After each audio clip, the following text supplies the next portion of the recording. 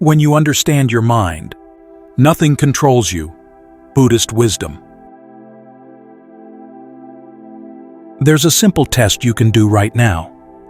Think about the last time you promised yourself you wouldn't get angry at something, maybe traffic, maybe a comment from someone, and then you got angry anyway. You knew better. You didn't want to react that way, but you did it anyway. What happened there? The Buddha opened the Dhammapada with these words: mind precedes all mental states. Mind is their chief. They are all mind-wrought. If with an impure mind a person speaks or acts, suffering follows him like the wheel that follows the foot of the ox. If with a pure mind a person speaks or acts, happiness follows him like his never-departing shadow. Mind comes first. When your mind is clouded, everything looks wrong. Not because the world changed, but because your mind changed. When your mind is clear, even difficult things become workable. We spend years blaming what's out there, never looking at what's in here. So if mind leads everything, what's leading your mind? Watch what happens. You're sitting peacefully. Then a thought: I should check my phone. Suddenly you're restless. The peace you had a second ago isn't enough. Where did that come from? Someone cuts you off in traffic. Before you even think about it, heat rises in your body. Your jaw tightens. A car changed lanes. That's all that happened. But your body is flooded with tension, and your mind is making up stories about how wrong they are. Or it rains on your outdoor plans. Rain is just water falling. But you feel this resistance. This, it shouldn't be raining. Reality is doing what reality does, but you're fighting it. Notice the pattern. There's always this voice saying, not enough, need more, should be different. Every time something doesn't match what you expected, there's this automatic no. You spend your days resisting what is. And here's what makes all of this invisible. You don't know it's happening. You think, this is just me reacting normally. You believe you're choosing these reactions. But are you? Watch closely next time you want something. Did you actually decide to want it? Or did the wanting just show up, and then you called it mine? Here's what's actually going on. Something happens. Someone says something, you see something, a thought appears. Right then, before you're even aware of it, a feeling shows up. Pleasant, unpleasant, or neutral. You don't pick this feeling. It just comes. Then, in this tiny gap you've never noticed, wanting grabs at pleasant things, resisting pushes away unpleasant things, and not knowing makes you think, I'm the one doing this. Suddenly you're angry or anxious or trying to hold on to something, and you think you chose to feel this way. But look closer. You didn't choose any of it. It all happened automatically, like a machine running on its own. Someone says something. A feeling comes up. Wanting or resisting kicks in. Not knowing covers it all. You react. You suffer. This is what the Buddha meant. With an impure mind, a mind you don't understand, a mind running on automatic, suffering follows like the wheel follows the ox. It happens so fast you don't see it. You just feel the result and think, this is my life. But why can't you see it happening? Those forces are running right now, wanting, resisting, not knowing you're doing either one. So why are they invisible? The Buddha called this avijja, ignorance. Not the kind where you don't know Buddhist teachings. The kind where you don't know you're dreaming while you're inside the dream. It's not about lacking information. It's about not seeing what's happening right in front of you, inside your own experience. What are we not seeing? Look at this moment. Everything is changing. Your breath, the sensations in your body, thoughts appearing and disappearing. The Buddha called this anicca, impermanence. But we live like things are permanent, then we're shocked when they change. We build our entire lives on the assumption that things will stay, that people won't leave, that feelings won't fade. And when they do, because they must, we suffer.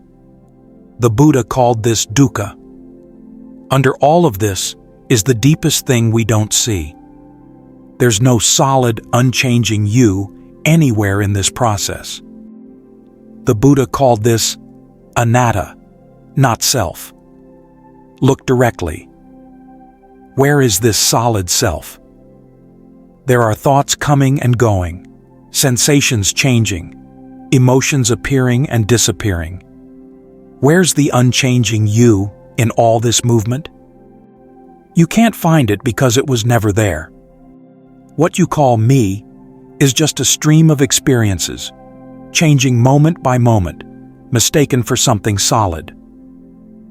This doesn't mean nothing exists. It means what we call me is a living process, not a fixed thing. This ignorance sets off a chain reaction. This whole chain is what the Buddha called paticca samuppada, dependent origination. One thing depends on another, which depends on another, creating the whole machinery of suffering. In simple psychological terms, you can see it like this. Because you don't see impermanence and not self, you react to experience with wanting and resisting. These reactions, repeated thousands of times, create what the Buddha called sankhara, formations, like grooves in your mind. Think of water flowing over rock. First time, no trace. But after thousands of years, deep grooves form. Now the water has no choice. It just follows the old grooves. Your mind works the same way. First time you reacted with fear to something, it was just a response. But you've done it thousands of times since. Each time deepened the groove. Now when similar things happen, the old reaction runs automatically, before you're even aware. This is why you keep reacting the same way to the same things. The grooves are so deep the reaction runs before awareness catches it.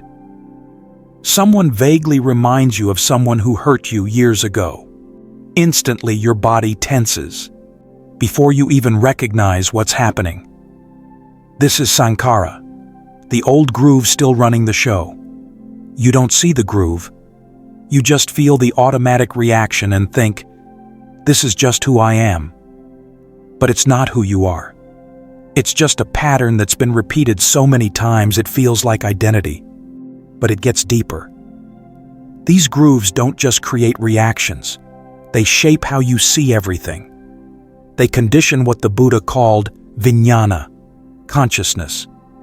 Consciousness isn't separate from what it sees. It's been shaped by all those grooves, colored by all those patterns. Two people look at the same rainy day. One sees gloom, feels trapped.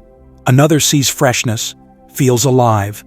Same rain, different experience. Why? Different grooves, different consciousness. You're not seeing reality as it is. You're seeing it through grooves carved by thousands of past moments. Here's the full chain as it operates in your own mind. Ignorance, not seeing impermanence and not self, creates grooves in how you respond. These grooves shape your consciousness. That conditioned consciousness then creates wanting, resisting, and not knowing. Those create more reactions, which deepen the grooves, which condition consciousness more. It's a loop that feeds itself, a machine that builds and runs itself. This is dependent origination, not punishment, not because you're broken, just how an unexamined mind naturally operates. Right now, this machine is running. Not seeing is active. Grooves are directing where your attention goes. And you think you're choosing freely, seeing clearly. The best prison is the one you don't know you're in. But the Buddha found something. This machine only works in the dark. The moment you bring clear awareness to any part of it, something shifts. Not because you force it, because seeing itself changes things. Like mistaking a rope for a snake in dim light. Turn on the light, and the fear disappears instantly. Not because you became brave, but because you saw what was actually there.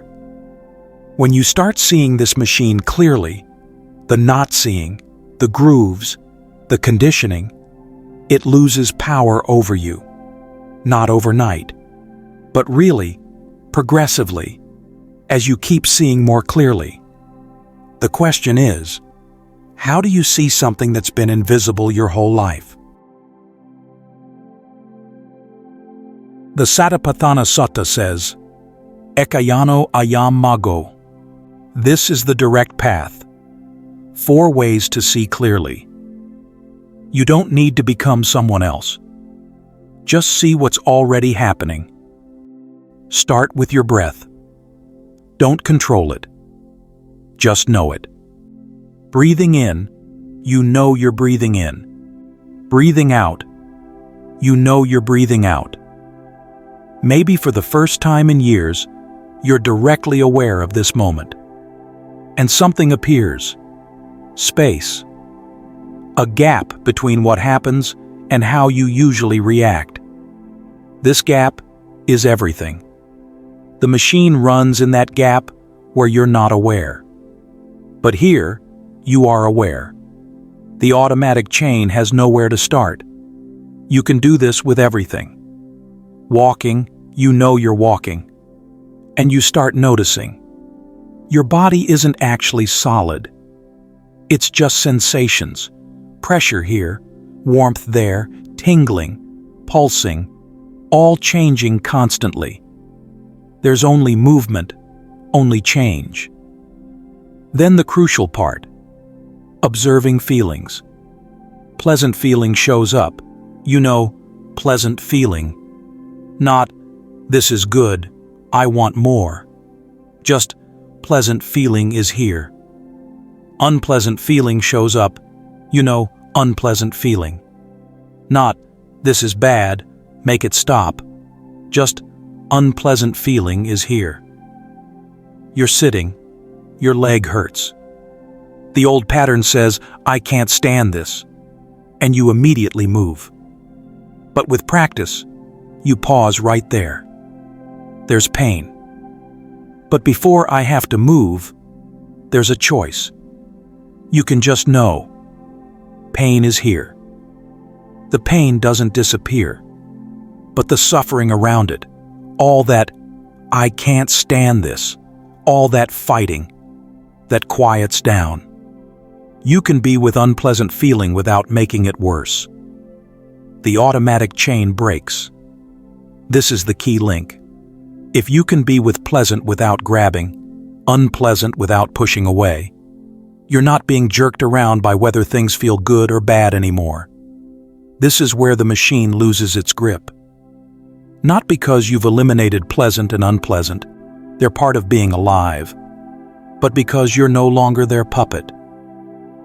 Then you watch your mind itself.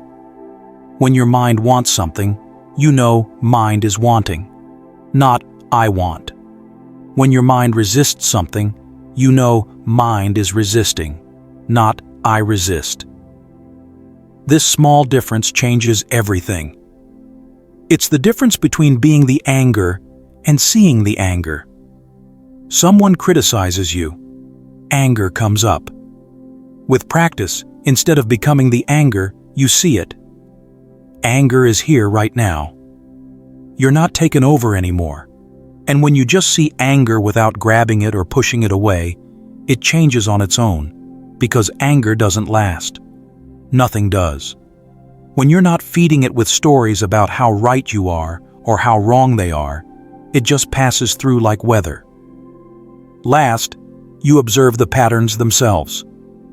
The 5 hindrances, wanting, resisting, sleepiness, restlessness, doubt. You learn to know when they're here, when they're not. When any of these is strong, you can't see clearly. It's like trying to see your reflection in choppy water. But when you know restlessness is here, or doubt is here, you're not caught in it. You're seeing it. And what you can see, you're no longer controlled by. The machine starts breaking down. Not because you destroyed it, because you brought light to it. Like knowing you're dreaming while still in the dream. The dream keeps going, but you're not lost in it anymore. Pleasant and unpleasant still show up. Thoughts still come and go. But your relationship to all of it completely changes. You're not controlled by it. You're seeing it clearly. And in that seeing, freedom starts to grow. Real freedom is the space between what happens and how you respond. Before practice, someone criticizes you. Instantly, you're defending yourself. After practice, space appears.